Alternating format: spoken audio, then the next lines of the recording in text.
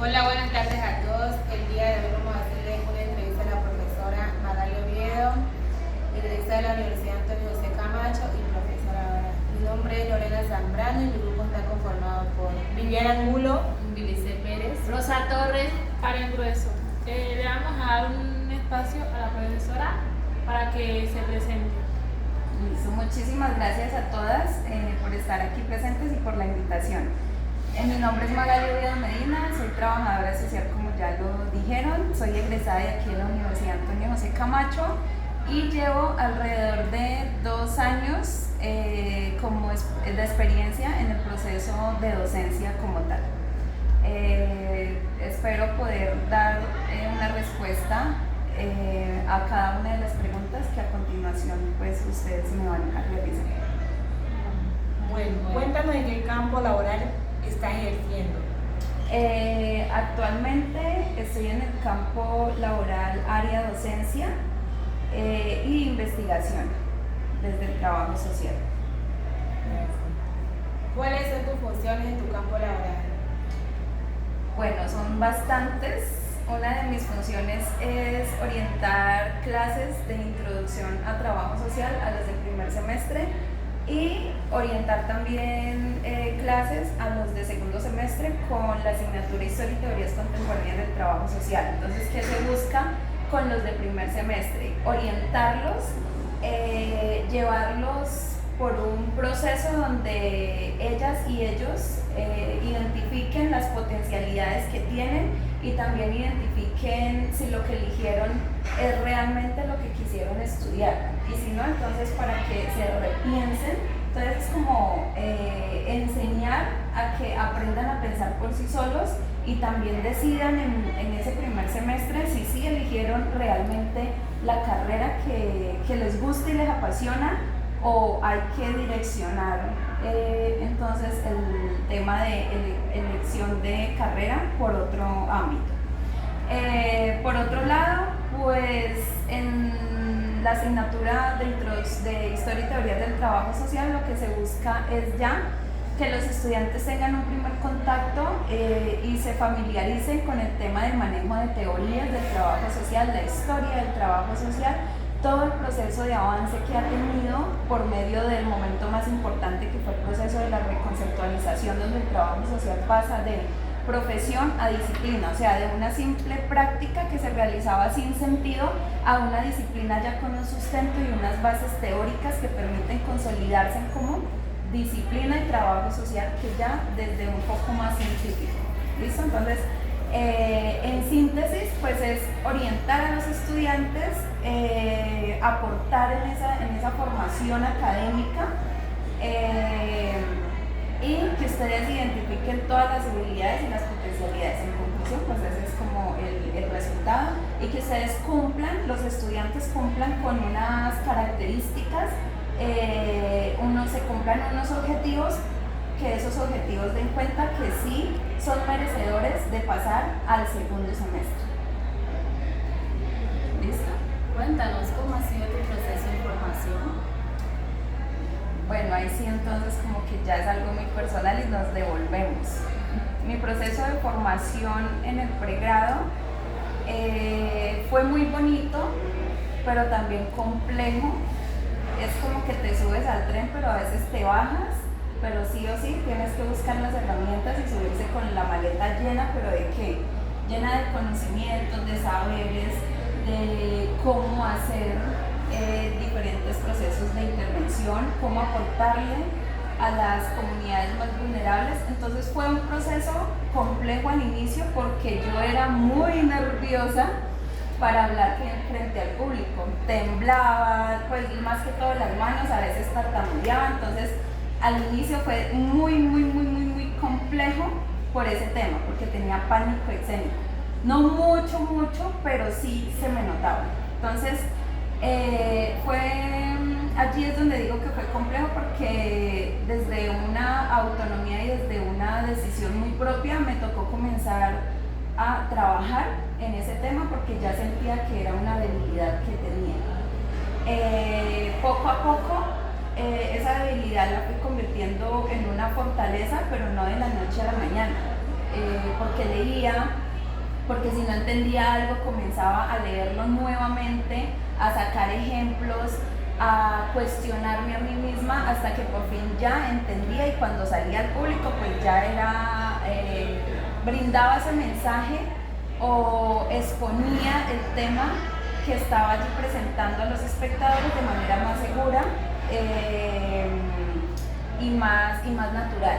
Entonces fue un proceso muy bonito, porque allí cada una de las asignaturas brindan unas herramientas fundamentales dentro de ese proceso de formación para después ya hacer un producto, y el producto es trabajadora o trabajador social. Entonces somos el producto de las decisiones que tomamos en nuestra vida. Si iniciamos pero no nos gusta la lectura y tampoco asumimos el hábito de comenzar a esforzarnos en adquirir esa lectura, pues entonces nunca vamos a mejorar. Entonces yo creo que todas y todos entramos con muchas debilidades. Yo aquí no les digo a ustedes, no, es que yo no era nerviosa, yo era excelente, yo era la más inteligente.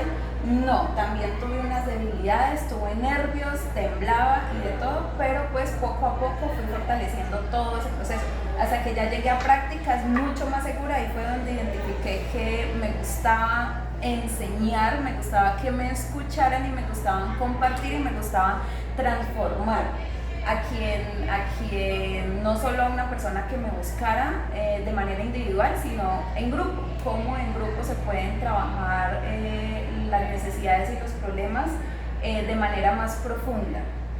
Y en síntesis, yo creo que mi proceso fue una experiencia muy significativa que me aportó y que también me dio respuestas. Una de las respuestas es que me vincularon como docente aquí en la universidad, teniendo en cuenta que la tesis la realicé sola y también fue meritoria, una de las notas más altas que saca un estudiante entregando su último producto, que es como un proyecto de investigación e intervención. Entonces esa fue mi experiencia. ¿Qué consejo nos podría brindar desde trabajo social para tener una buena vocación? Yo creo que primero vamos con la definición de lo que considero que es vocación. Vocación es desarrollar una actividad o estudiar una carrera o hacer algo, pero con pasión. Que ese ejercicio que estamos haciendo nos saque felicidad. Nosotros imitamos esa felicidad con la labor que estamos desarrollando. ¿Por qué felicidad? Porque tenemos la obligación de velar por el bienestar de las personas más vulnerables, velar por las injusticias sociales, velar por las desigualdades sociales. Entonces, si no vamos a realizar esa labor con felicidad, con pasión, con una integralidad, entonces estamos perdidas, porque nosotras es las que debemos, o los que debemos, primero que todo, brindar un alivio o que la persona mire que sí se puede, que hay allí algo positivo y hay algo que por parte de quien las está apoyando, que dice que sí se puede, que mostrar otra realidad diferente a la que las personas están viviendo ahora en medio de sus necesidades. ¿Qué necesidades? Ya sean laborales, ya sean económicas, ya sean de educación, entre muchísimas otras. Entonces es estudiar algo que nos apasione y hacer después que nos graduemos esa labor con felicidad. Yo creo que no hay nada más satisfactorio que uno estudiar algo que realmente le guste y después no hacer las cosas por un sueldo, sino por gusto, y además por recibir un sueldo. Pero entonces primero está el gusto, primero no está el sueldo como tal. Bueno, ahora nos puedes contar cómo ha sido tu experiencia como trabajadora social. Bueno, yo no sé si alguna vez le compartí a un grupo de primer semestre que yo no sabía que iba a ser docente. Simplemente dejé una puerta abierta y yo dije lo que venga. Entonces yo como trabajadora social he tenido dos experiencias. La primera fue que en medio del proceso de formación una docente mencionó que necesitaba 2 estudiantes para que la apoyaran en la fundación. ¿Qué apoyos desarrollábamos allí? Brindar procesos de educación académica a adolescentes, niños y jóvenes. Entonces como que ya allí había tenido un primer acercamiento con la población en temas de educación. No era un colegio ni un instituto, simplemente eran niños hijos de funcionarios del CIA. No sé si conocen el CIA, una empresa que hay vía Palmira que se dedica a la preservación de semillas para el futuro. ¿No? Listo, después les voy a compartir un espacio para que hablemos y conozcan un poco más el CIA. Entonces, listo, brindábamos procesos de formación a los hijos de los funcionarios del CIA, pero era como para fortalecer, no un tema de educación como dentro de un currículo o dentro de un parámetro de una institución educativa, sino que una fundación que brinda estos procesos para mejorar el desarrollo, calidad de vida, para fortalecer los procesos de formación educativa. Entonces esa fue como la primera experiencia, fue muy bonita porque uno tiene el gusto de ver esos niños y después 3 años después ya ve unos adolescentes.